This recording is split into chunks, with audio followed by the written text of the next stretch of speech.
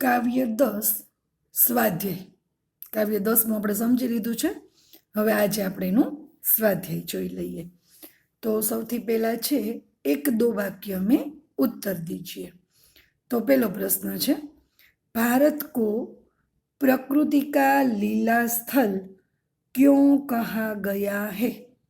भारत को प्रकृति का लीला स्थल क्यों कहा गया है? तो एनो जवाब लखवानो छे तमारे कि भारत में हिमालय के समान मनोहर पर्वत तथा गंगा जैसी पवित्र नदियाँ, बे वस्तु याद राखवानुं छे. हिमालय जेवो पर्वत अने गंगा नदी, बराबर, आ बे ज वस्तु याद राखवानी छे. तो लखवानुं भारत में हिमालय के समान मनोहर पर्वत तथा गंगा जैसी पवित्र नदियाँ है, इसलिए इस देश को प्रकृति का लीला स्थल कहा गया है. हिमालय अने गंगा अने पछी पाछी पेली लीटी छे ने आखी आखी एमने लखी नाखवानी. समझाई गयुं? हाँ. हवे बीजो प्रश्न, भारतवर्ष को वृद्ध क्यों कहा गया है? भारतवर्ष को वृद्ध क्यों कहा गया है? जवाब लखवानो छे कि भारत संसार का सबसे पुराना देश है. एमां शब्द शुं याद राखवानो? पुराना, प्राचीन. सौथी वृद्ध कोने कहेवाय? बराबर ने? हाँ. तो भारत संसार का सबसे पुराना देश है, इसलिए इसे वृद्ध कहा गया है. पछी त्रीजो प्रश्न है, विधाता ने नर सृष्टि का विस्तार कहाँ से किया है? आवड़े छे ने? आमां तो कहानी जग्याए एक ज शब्द मूकवानो छे. शुं लखवानुं? भारत से. कहानी जग्याए भारत लखवानुं. विधाता ने नर सृष्टि का विस्तार भारत से किया है. छे ने इजी साव. पछी लखवानुं, आर्य किन किन विषयों के आचार्य थे? आर्य किन किन विषयों के आचार्य थे? तेना जवाब में शुं आवशे? आर्य सभी तरह की, आर्य सभी तरह की विद्याओं तथा कला कौशल के, सभी तरह की विद्याओं तथा कला कौशल के आचार्य थे. पछीनो पांचमो प्रश्न है, आर्यों की संतान आज किस स्थिति में जी रही है? किस जगह आपणे लखवानुं छे? बराबर. तो कि आर्यों की संतान आज अधोगति में जी रही है. आर्यों की संतान आज अधोगति में जी रही है. पछी छेल्लो प्रश्न है, आर्यों की क्या विशेषताएं रही है? आर्यों की क्या विशेषताएं रही है? तो एमां लखवानुं छे जवाब तमारे कि आर्य हमेशा स्वार्थ से अधिक, आर्य हमेशा स्वार्थ से अधिक परोपकार को महत्व देते हैं.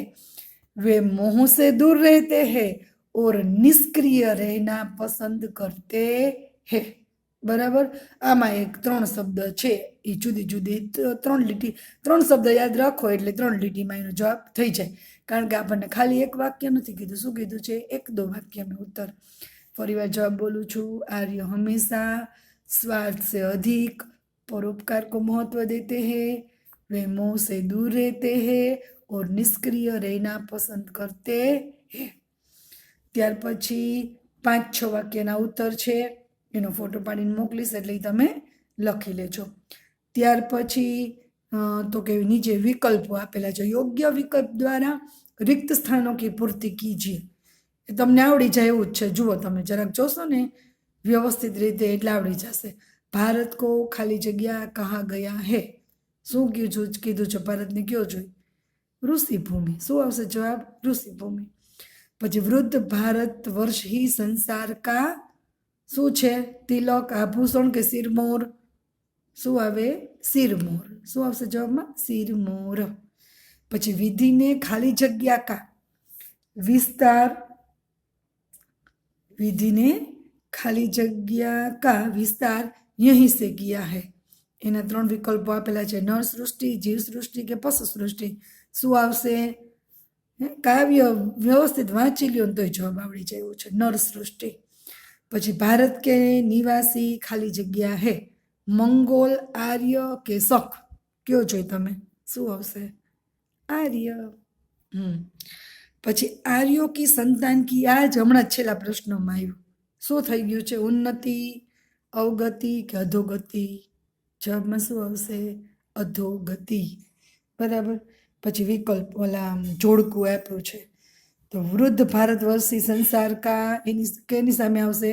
સિરમોર હે.